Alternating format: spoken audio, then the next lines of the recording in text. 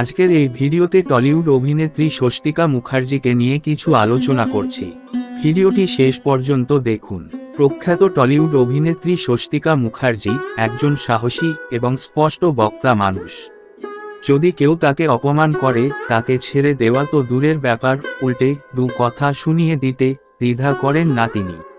Social মিডিয়ার মাধ্যমে অভিনেতা ও অভিনেত্রীদের খুব সহজেই টার্গেট করেন কিছু মানুষ, তবে তাদের জন্য স্বস্তিকার উত্তর সবসময়ই রেডি থাকে।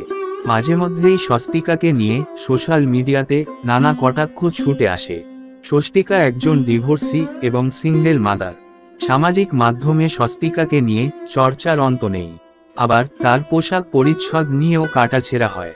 এবার টুইটারে এক ব্যক্তি স্বস্তিকাকে উদ্দেশ্য করে সরাসরি অশ্লীল মন্তব্য করলেন, আবার পাল্টা জবাবও দিলেন স্বস্তিকা।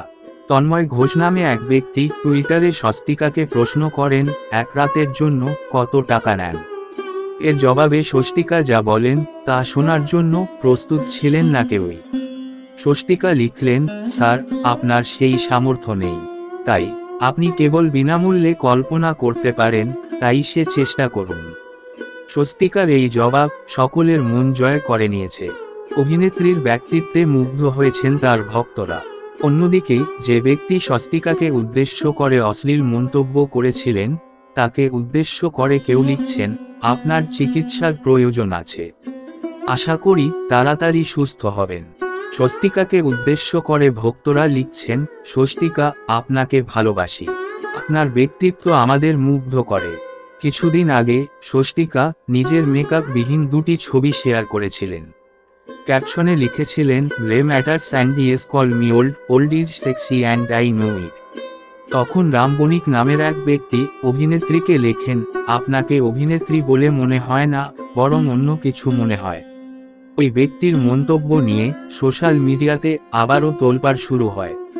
স্বস্তিকা উত্তরে লেখেন, থ্যাংক ইউ রাম বাবু, ওরা তো খেটে খাওয়া মানুষ, ওদের মতো দেখতে লাগা সেটা সম্মানের ব্যাপার। আপনি নিজের চিন্তাধারা ওদের মতো বড় করুন, দেখবেন আপনার নিজেকে নিয়ে গর্ব হবে। All the best. Swastika Mukherjee মানেই বিতর্ক। কারো মতে স্বস্তিকা ঠিক, কারো মতে ভুল। ঠিক ভুল যাই হোক, সোশ্যাল মিডিয়া তোলপাড় হয় এইসব খবরে। এই ভিডিও যদি আপনার ভালো লাগে তাহলে অবশ্যই কমেন্ট ও শেয়ার করবেন।